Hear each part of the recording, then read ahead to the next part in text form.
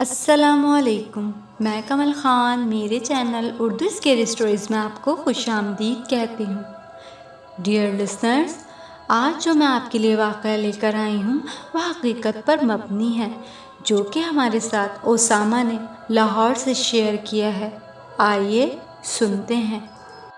میرا نام اسامہ ہے اور میں جو آپ کو واقعہ سنا رہا ہوں وہ میرے دادا کے دوست کے ساتھ پیش آیا، اور یہ واقعہ مجھے میرے دادا نے سنایا تھا۔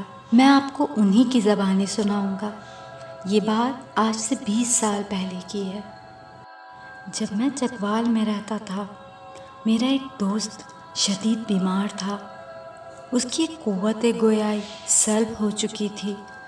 جب سے وہ قوت گویائی سے محروم ہوا تھا تب سے وہ بہت دل برداشتہ رہنے لگا تھا، کیونکہ اب گھر کے لوگ مختصر اوقات میں اس کے پاس آ کر بیٹھتے تھے اور بہت کم ہی اس کے اشاروں کو سمجھ پاتے تھے۔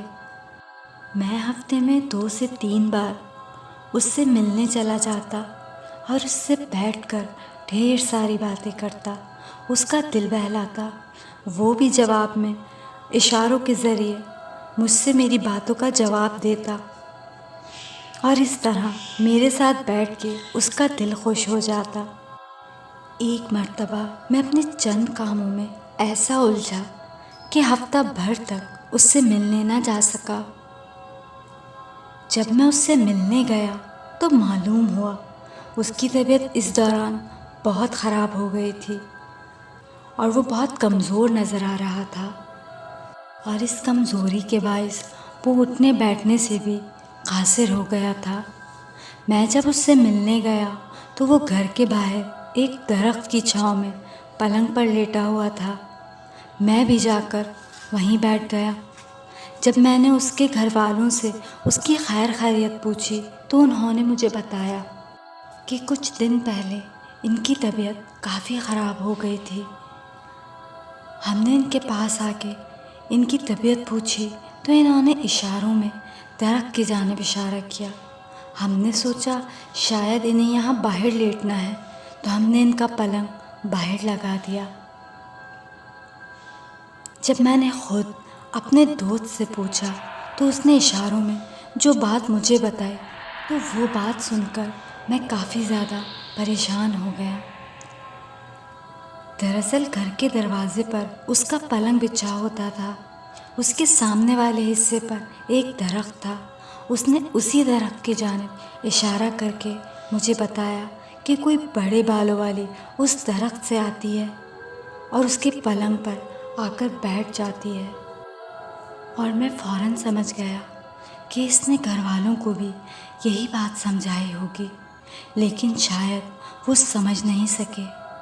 میں نے فوراً اس کے بچوں کو بلا کر تلقین کی کہ اب اس کا پلنگ شام تک اندر گھر میں لے جا کر بچھا دیا کرو، کیونکہ سامنے درخت پر سے کوئی چڑیل آ کر اسے پریشان کرتی ہے۔ اور ان لوگوں نے پھر ایسا ہی کیا۔ میں روز نماز پڑھنے کے بعد اس سے ملنے جاتا اور خیر خیریت پوچھ کر واپس آ جاتا۔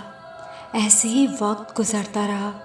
ایک روز اس کے گھر والے غلطی سے اس کا پلنگ گھر میں لے جانا بھول گئے اور میرے دوست کو باہر سوتا چھوڑ دیا۔ اگلے روز مجھے خبر ملی کہ میرا دوست اب اس دنیا میں نہیں رہا۔ ہارٹ اٹیک ہو جانے سے اس کی موت ہو گئی ہے۔ میں دوڑ کے اس کے گھر پہنچا اور اس کی تدفین میں شامل ہوا۔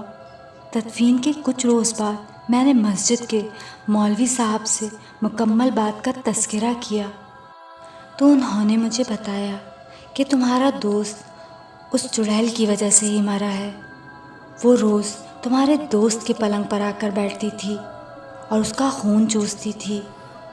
اس روز یہ لوگ اسے باہر چھوڑ کر سو گئے اور ان کی غفلت کی وجہ سے اس چڑیل نے تمہارے دوست کی جان لے لی، اور اسے یہ ہارٹ اٹیک بھی اس کے حملہ کرنے کی وجہ سے ہوا۔ میرے والد کو یہ سب سن کر بہت افسوس ہوا۔